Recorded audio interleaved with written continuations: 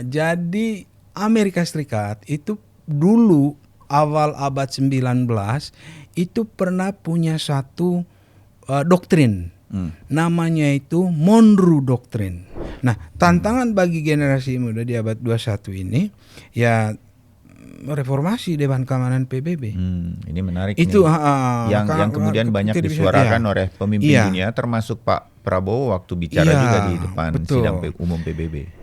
Ketika si Maduro ditangkap, tidak ada demonstrasi besar-besaran di Venezuela. Bahkan ada yang mendukung. Iya, itu artinya penerimaan rakyat Venezuela terhadap Maduro juga dipertanyakan. Skenarionya ke depan, saya kira Trump akan memberi fasilitasi lebih banyak kepada perusahaan Amerika untuk menguasai energinya Venezuela. Ya.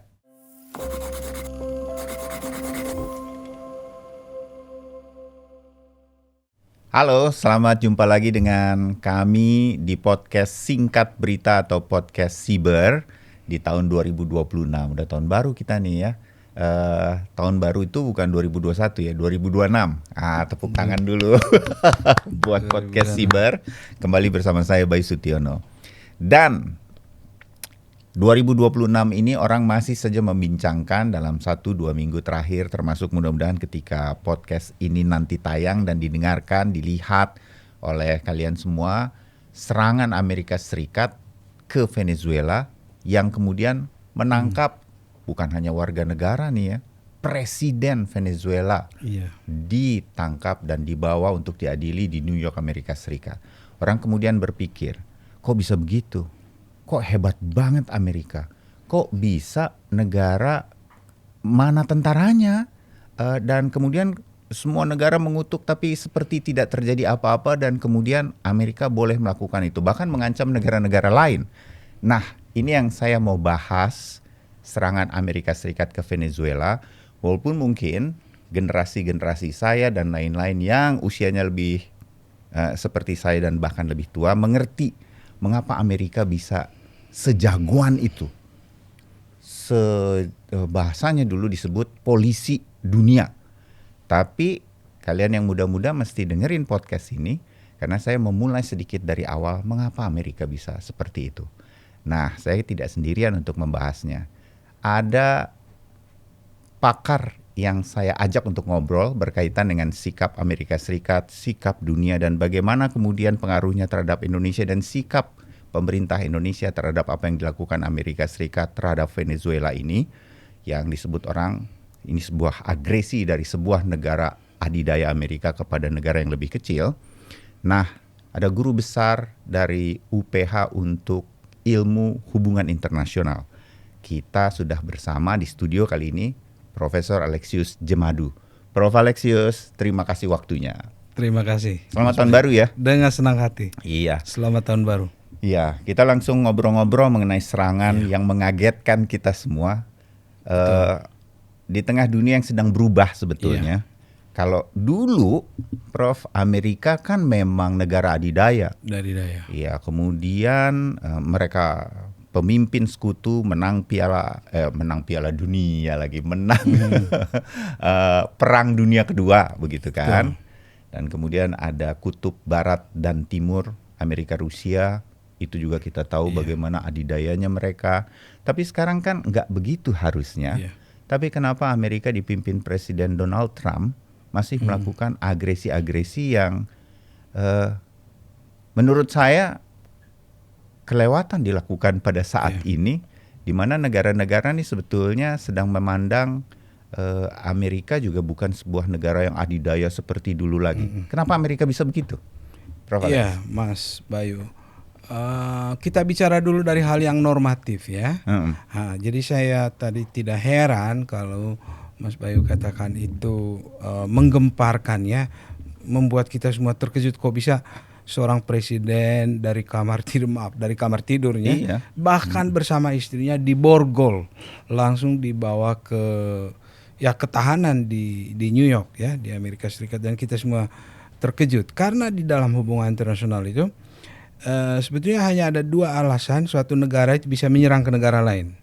Ya berdasarkan sistem PBB ya. Satu dia mempertahankan diri, self defense. Nah, jadi kalau saya serang Mas Bayu itu oleh hukum internasional diberi hak untuk membela diri. Saya boleh menyerang. Boleh menyerang. Dengan satu pembenaran Anda mau bela diri, ya kan? Itu yang pertama.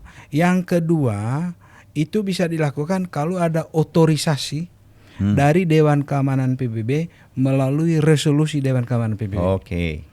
Karena contoh yang dekat dengan kita, Mas Bayu, waktu kita ada masalah pasca referendum di Timur Timur, kan ada kekacauan itu, ya, ada potensi pelanggaran HAM yang masif. Betul. Nah itu dia kirim intervet, resolusi Dewan Keamanan PBB kirim, tidak boleh terjadi pelanggaran HAM di sana.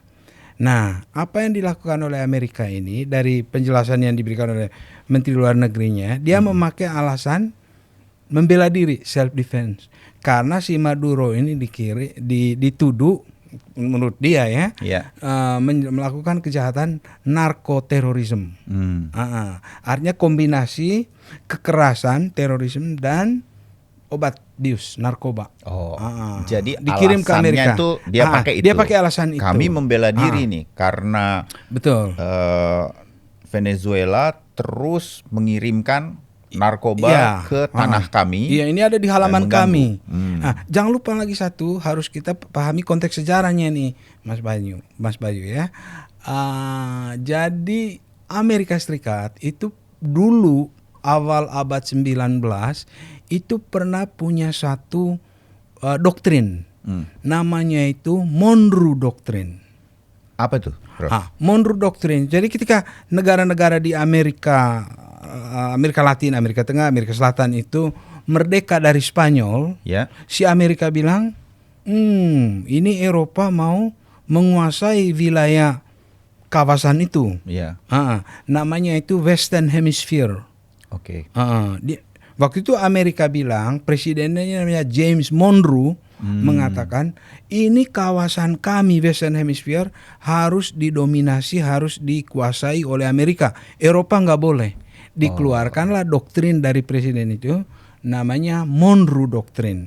Yang artinya kawasan Amerika itu ya wilayah pengaruhnya Amerika, yang lain-lain nggak boleh. Kalau ada yang mau menanamkan pengaruh di sini harus berhadapan dengan Amerika. Termasuk negara-negara Amerika Latin. Termasuk Venezuela, Colombia, Brazil segala macam dianggap tanah airnya Amerika Serikat. Jadi si Trump melakukan ke Maduro ini masih ada kaitan dengan konteks sejarah itu. Bahwasannya ini di halaman depan saya, tidak boleh ada yang mengganggu kepentingan saya, atau dia memberi kesempatan negara lain yang bukan sahabat Amerika untuk mengancam keamanan saya. Bisa narkoba, bisa macam-macam kan? Lalu yang kedua juga dari hubungan internasional perlu dijelaskan ke masyarakat juga ya, Mas Bayu ya. Ancaman keamanan itu bisa bersifat objektif, maksudnya ada bukti bahwa Anda mengancam keamanan saya, tapi ada unsur yang kedua, Mas Bayu, yang disebut unsur subjektif. Yang terlihat. Misalnya gini, Mas Bayu merasa bahwa saya mengancam Anda. Saya tidak bisa persoalkan subjektivitas Anda yang merasakan itu kan. Maksudnya Anda bisa menuduh saya mengancam Anda gitu. Dan saya kemudian melakukan serangan sesuatu, balik gitu, bertahan dan menyerang balik. Negara bisa lakukan itu karena persepsi yang subjektif itu, apalagi negara sebesar Amerika Serikat kan. Jadi itulah konteksnya. Saya tidak mengatakan bahwa kita membenarkan apa yang dilakukan Trump, sudah jelas itu melanggar hukum internasional kan. Tapi dalam hubungan internasional itu ada dua cara berpikir, Mas Bayu. Satu cara berpikir normatif yang mengatakan ini melanggar hukum internasional. Tapi hubungan internasional itu tidak hanya itu. Hubungan internasional apalagi menyangkut negara-negara besar itu ada juga yang namanya politik kekuatan. Kalau Anda ancam saya dan saya punya kekuatan untuk menghentikan Anda, saya akan lakukan. Itu logika negara besar. Ini yang dilakukan oleh Trump ini. Nah, apa implikasinya untuk dunia internasional? Tentu saja ini presiden yang tidak baik. Oke, tahan dulu Prof. Sebelum nanti kita dampaknya terhadap dunia ya, termasuk Indonesia. Tapi saya sampai di sini ini tidak baik gitu. Ingatkan saya untuk kembali ke situ ya Prof. Tapi gini, berarti Amerika memang punya beberapa alasan dalam hubungan internasional itu yang memungkinkan dia untuk melakukan agresi terhadap Venezuela. Di titik ini saya tanya pribadi nih ke Profesor ya, berkaitan juga dengan banyak negara yang kemudian mengutuk ini agresi, nggak boleh seperti itu. Logika saya sebagai orang awam dalam hubungan internasional, saya bilang iya dong, ini nggak boleh gitu. Tapi ada boleh-bolehnya tuh tadi kan, kalau menurut Profesor dari sisi pandang si Amerika tadi kan. Apalagi ada ancaman subjektif dan lain-lain. Mungkin di sinilah dianggap bahaya narkoba dan lain-lain yang memang gerakan bawah tanah itu kan. Nah kalau begitu, gimana bayang-bayang ini, abu-abu ini jadi hitam putih jelas ini agresi atau bukan gitu?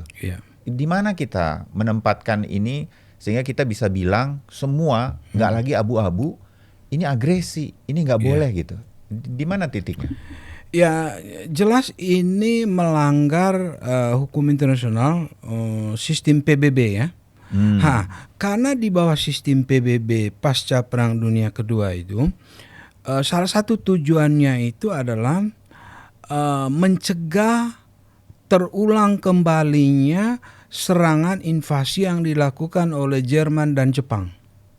Pada waktu Perang Dunia Kedua itu ya. Jadi pada waktu itu ada pemikiran bagaimana kita mencegah supaya ini jangan kembali terjadi.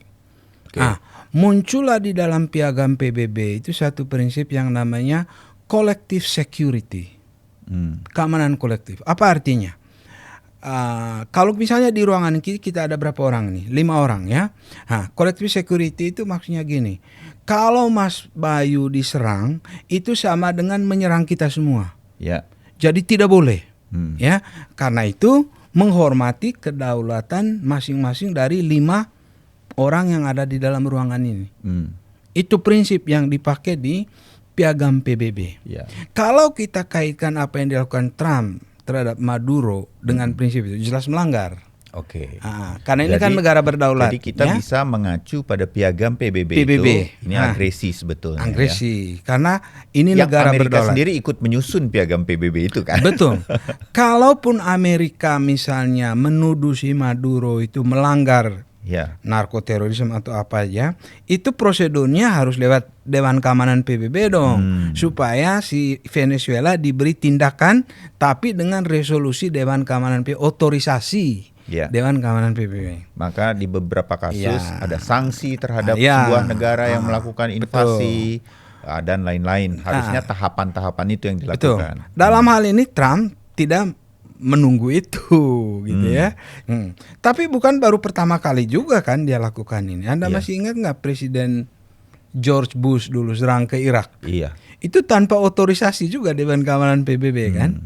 Nah ini yang di dalam hubungan internasional itu disebut sebagai power politics, politik kekuatan. Kalau ada orang mengganggu keamanan saya dan saya mempunyai kekuatan untuk menghentikan orang itu, aku akan melakukannya. Trump, ini yang Trump lakukan ini. Saya punya kekuatan ekonomi, militer, segala macam, dan ada yang saya pikir mengancam keamanan saya, ya, saya beri tindakan, bahkan saya tangkap presidennya, saya proses di pengadilan saya di New York. Itu yang dilakukan oleh Trump. Jadi dari sisi itulah kita melihat berbagai sisi itu dilakukan. Tapi Prof, sampai di titik misalnya Amerika pada waktu itu bersama George Bush menyerang, ya kita sebut perang Teluk menyerang Irak, mengajak sekutu-sekutunya, ada Inggris dan lain-lain. Oke lah gitu ya. Artinya itu bisa terjadi dan menunjukkan kekuatan. Dan itu terjadi bukan di apa istilahnya tadi Monroe atau di Monroe Doctrine yang di wilayah tanah benua Amerika gitu kan ya. Tetapi sampai ke benua yang lainnya begitu. Nah, itu akhirnya bisa terjadi. Saya mengerti, tapi saya melihat gini, kenapa kalau Amerika melakukan sesuatu dalam kaitan nggak perlulah ada negara-negara yang lain begitu, negara lain cuman bisa saya mengutuk, kami mengutuk. Kemudian PBB yang kita harapkan sejak Perang Dunia Kedua menjadi tempat kita berlindung sehingga tidak ada lagi negara yang saling menyerang, agresi, seperti nggak bisa apa-apa. Amerika cuek-cuek aja dia. Betul, itu pertanyaan yang menarik dan juga itu menjadi keprihatinan kita, gitu ya.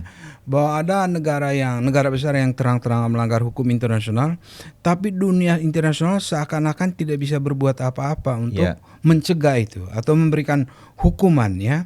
Atau kalau Amerika mendukung juga nggak bisa apa-apa. Israel contohnya terhadap Palestina. Seakan-akan ada impunity. Ada pelanggaran hukum tapi seperti dibiarkan begitu saja. Ini tentu tidak bagus ya dari segi tatanan global yang mau mempertahankan keadilan dan perdamaian. Memang persoalannya Mas Bayu, setelah serangan di Venezuela kemarin itu kan ada itu sidang di Dewan Keamanan PBB kan untuk membahas ini. Tapi juga kan ujung-ujungnya ketika menuju ke resolusi diveto oleh Amerika. Jadi akhirnya negara-negara berpikir juga, aduh, buang-buang waktu ya. Untuk apa kita bicara ujung-ujungnya nanti begitu mau resolusi, aku veto ini. Nothing. Seperti dugaan banyak orang. Kalau Amerika terlibat di sana atau sesuatu yang kemudian nanti dianggap oleh PBB, bahkan oleh PBB sendiri ini melanggar, dan kemudian dibawa ke Dewan Keamanan PBB, apapun keputusannya akan diveto oleh Amerika Serikat. Betul Mas Bayu. Tapi kepada generasi muda kita katakan, jangan karena itu lalu kita berhenti berupaya untuk membuat sistem tatanan dunia ini lebih baik. Ya kan? Maksudnya kita tidak boleh menyerah kan? Apakah karena itu kita lalu diam saja? Tentu saja tidak. Nah, tantangan bagi generasi muda di abad 21 ini ya reformasi Dewan Keamanan PBB. Ini menarik itu nih. Yang kemudian banyak disuarakan oleh pemimpin dunia, termasuk Pak Prabowo waktu bicara juga di depan sidang umum PBB. Jadi memang ada dua wajah dari PBB ini Mas Bayu.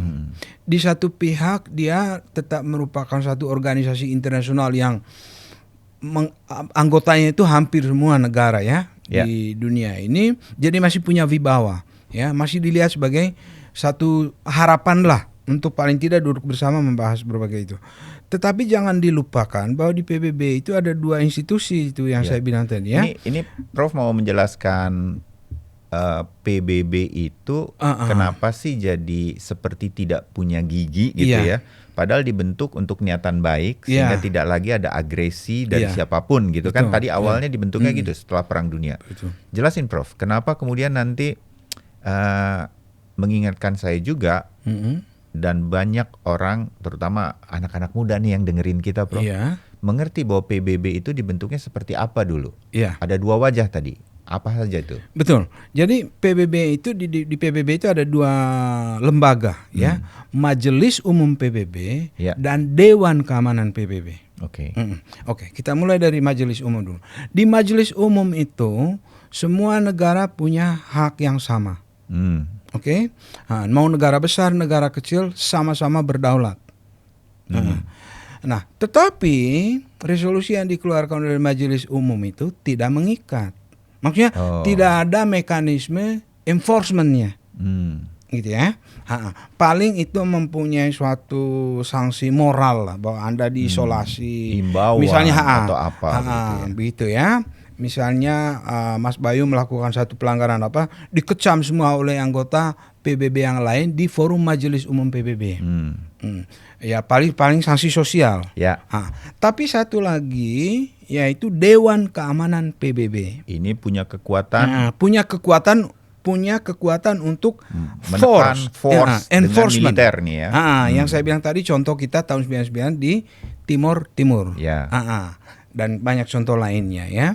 Nah, tetapi persoalannya lagi di Dewan Keamanan PBB yang seperti kita tahu semua, 15 anggota itu 5 punya hak veto. Anggota istimewa. Iya, anggota istimewa dan anggota tidak tetap. Ya, ada 10 ada anggota 10, tidak tetap. 5 tidak tetap. Oke. Jadi dalam hubungan internasional, bagi kami yang belajar hubungan internasional, melihat bahwa hubungan internasional ini ada 2 wajah. Wajah normatif, hukum internasional, dan wajah politik kekuatan. Di Dewan Keamanan PBB. Dewan Keamanan PBB inilah wujud masih berlakunya power politics. Politik kekuatan. Artinya yang kuat itu yang menentukan. Jelaskan sedikit gitu. Prof, mengapa di Dewan Keamanan PBB ada 5 negara yang kemudian punya hak veto? Pada waktu itu apa alasannya? Memenangkan perang. Karena mereka lah yang memenangkan perang kan? sekutu. Di mana salah satunya Amerika Serikat. Betul, sekutu. Ya, orang bilang itu yang menulis sejarah itu kan yang menang perang. Realitas kan?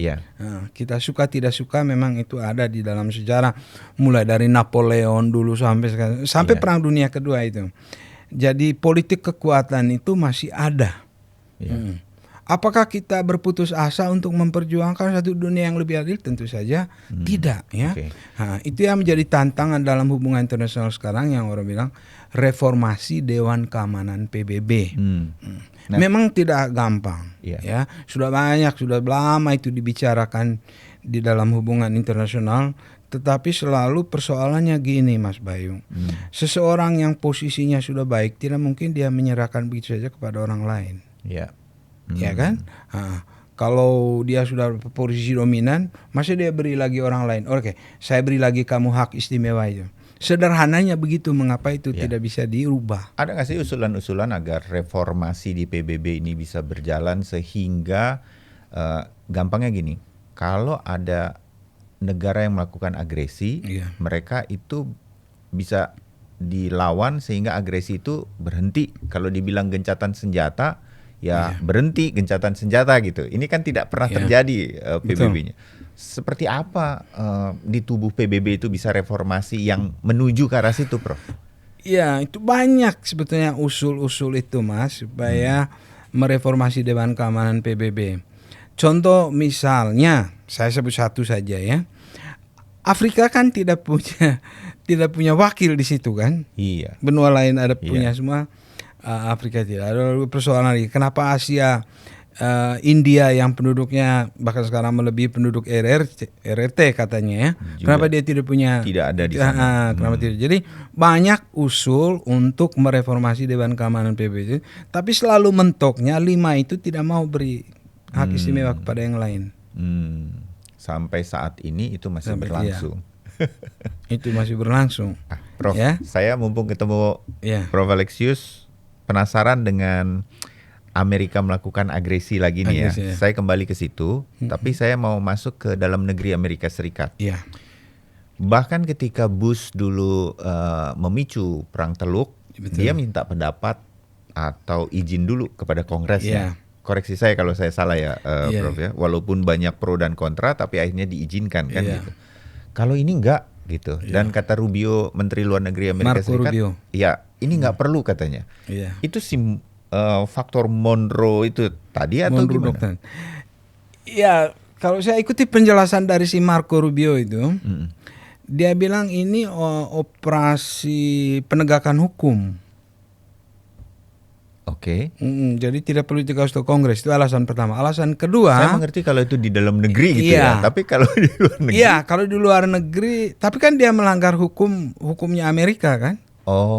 Jadi ini penegakan hukum terhadap narkoba di mana kami terganggu. Ini ada serangan menegakkan hukum. Presiden sedang melakukan penegakan hukum meskipun itu warga negara lain atau kepala negara lain. Tapi kan itu alasan dia ya. Yang kedua, alasan praktis sebetulnya. Kalau diberitahu ke Kongres dulu, bisa jadi kan banyak juga musuh Trump di Kongres dibocorkan, jadi operasi itu nggak jadi. Kan rahasia ini.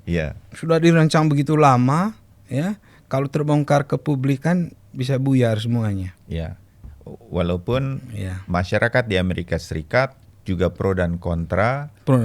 Ada yang tidak setuju apa yang dilakukan oleh Donald Trump, dilakukan oleh Amerika Serikat. Ada pendapat mengenai ini, Prof? Betul. Jadi di Amerika juga kan ada polarisasi Demokrat dan Republik itu kan. Demokrat pasti nggak setuju karena mereka mengandung paham liberal kan. Nah, jadi sekarang orang mengatakan bahwa tatanan dunia liberal itu udah berakhir karena ya Trump dengan tindakannya ini melanggar hukum internasional kan. Oke. Saya sekarang berbalik dalam pemahaman saya ya, Prof ya. Saya ke Venezuelanya nih. Seorang presiden di sebuah negara, presiden Venezuela, berhasil dicokok sedemikian rupa pasti dengan sebuah rencana yang bukan hitungan hari, ini pasti ada rencana yang tersusun rapih. Ada pasukan khusus yang terlibat, Delta Force. Betul nggak kalau saya bilang kita menduga nih, karena saya kebanyakan nonton film action aja sih, Prof. Pasti ada juga peran di dalam negeri Venezuela yang membocorkan hal ini. Masa sih militernya nggak bergerak semua? Kita bayangkan deh Indonesia, kalau Pak Prabowo mau ada yang culik, jangankan tentara, kita juga siap perang gitu dengan membawa sesuatu gitu. Saya nggak ngerti deh, kalau dulu bambu runcing, sekarang saya bawa apa aja yang saya bisa ambil, saya perangi kan. Kok ini nggak terjadi? Mas Bayu, common sense saja ya, sistem keamanan seorang kepala negara itu pasti berlipat dong. Super ketat. Apalagi Maduro udah tahu bahwa dia diancam terus sama Amerika kan. Pastilah dia udah antisipasi jauh-jauh hari. Ya, memang kuat dugaan bahwa elit di Venezuela itu juga tidak solid. Pasti ada yang membocorkan informasi ini atau informasi itu kepada Amerika. Amerika kan ada intelijennya ya. Sehingga mereka tahu dia ada di kamar mana, berapa pintu yang harus dilewati, mana yang harus diledakkan dan sebagainya, sehingga bisa ditangkap sampai diborgol kayak gitu kan, dalam waktu yang begitu singkat. Pasti mereka memiliki informasi yang komplit. Dari mana mereka dapat informasi itu, kita tidak punya data ya. Tetapi kita hanya bisa menduga-duga bahwa mereka punya informasi. Dari mana mereka dapatkan informasi itu? Bisa dari dalam, dari sumber ini, dari sumber itu, dan mungkin juga dari dalam militernya siapa itu? Maduro sendiri. Nah, itu satu.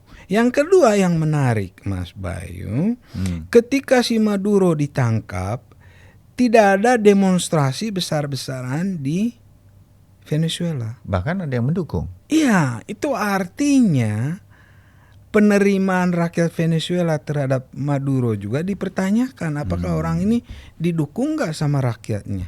Ya jadi, kan kalau rakyat setuju. Rakyat Venezuela mencintai dia, begitu dia ditangkap ya mereka turun ke jalan protes toh. Pasti. Demo besar-besaran anti Amerika dan lain sebagainya. Tapi itu tidak terjadi. Artinya bermasalah juga siapa ini si Maduro dengan legitimasi di mata rakyat Venezuela. Jadi saya mau bilang narkoterorisme itu adalah alasan permukaan. Jadi jangan-jangan ini memang suksesi yang didukung oleh Amerika Serikat. Betul. Dan kemudian alasan kedua yang banyak sudah dibahas oleh banyak pengamat, minyak Venezuela memang menjadi incaran dari Amerika Serikat. Energi. Setuju ya, Prof ya? Jadi sebenarnya sih itu tuh ya Amerika. Kalau Mas Bayu analisisnya begitu sih bisa bisa dibenarkan ya. Kenapa? Karena ini kan kombinasi dari berbagai faktor kan. Jadi by design ya, Trump Amerika inginkan suatu rezim yang tunduk pada kemauan Amerika Serikat di Caracas, di Venezuela. Sehingga perkiraan kita ke depan pasca Maduro ditangkap ini adalah rezim yang akan diatur oleh si Trump sedemikian rupa sehingga dia harus ikut kemauan Amerika. Sekarang wakil presidennya si Rodriguez itu, ibu-ibu itu ya. Saya duga nanti dia akan dipakai oleh Amerika untuk merancang satu rezim yang lebih bersahabat dengan kepentingan Amerika. Karena tidak mungkin Trump berhenti di sini, Mas Bayu. Harus ada tindak lanjut karena ini kan operasi besar-besaran dan bisa dikatakan satu operasi yang sangat masif kan. Ya. Dia sudah bayar harga mahal itu.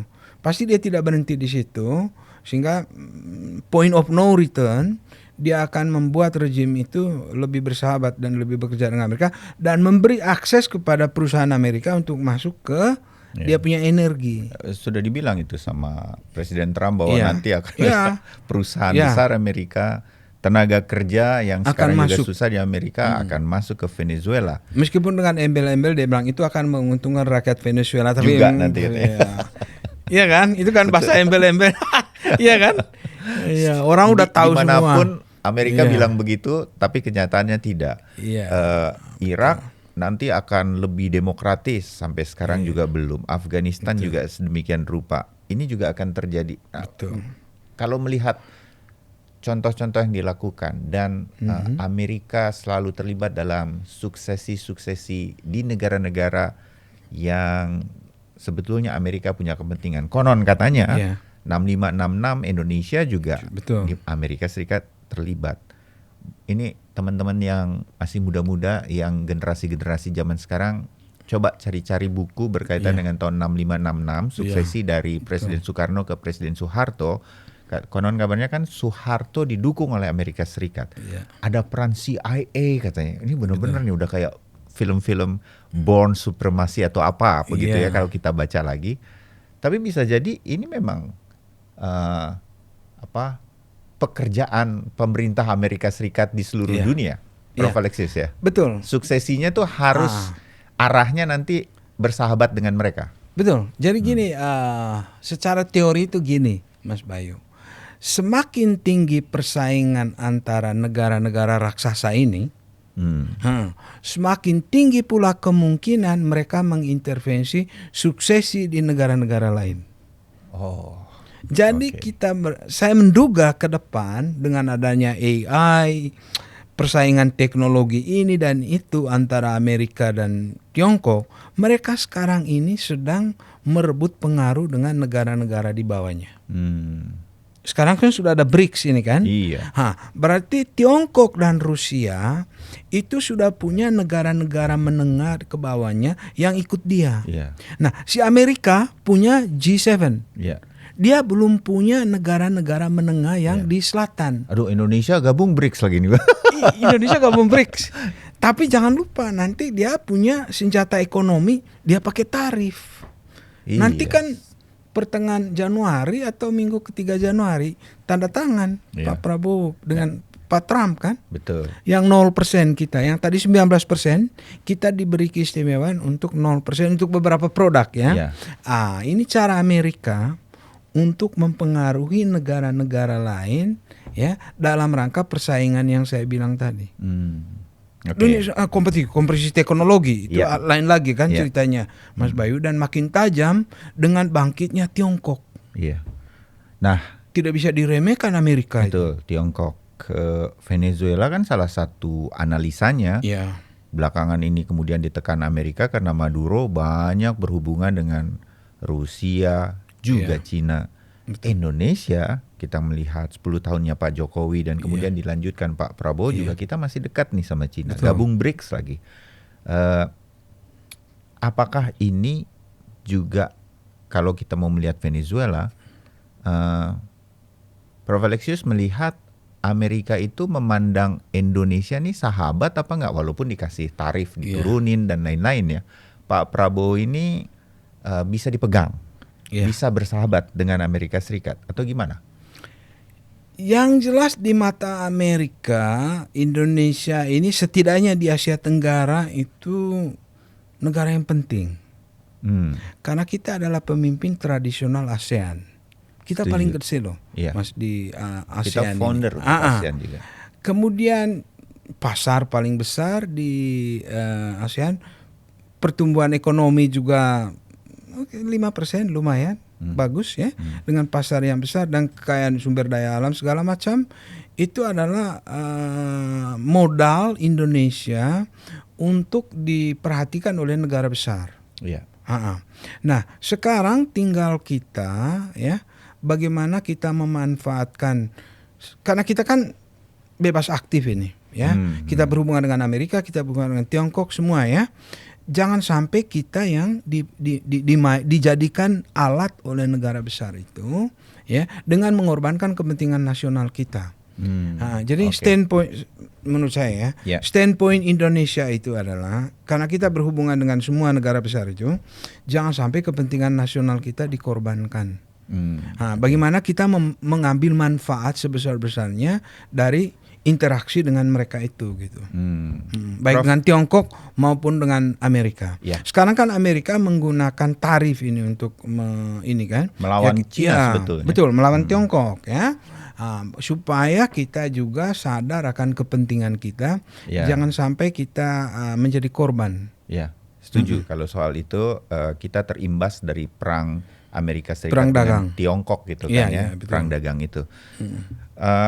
Bagian akhir nih Prof, saya kembali ke Amerika Serikat yang menyerang Venezuela dan dampaknya buat Indonesia. Apakah posisi Indonesia yang saya bilang main tarik ulur supaya safe, aman begitu? Ini pakai bahasa saya ya Prof ya, sebagai awam aja sambil kita ngobrol.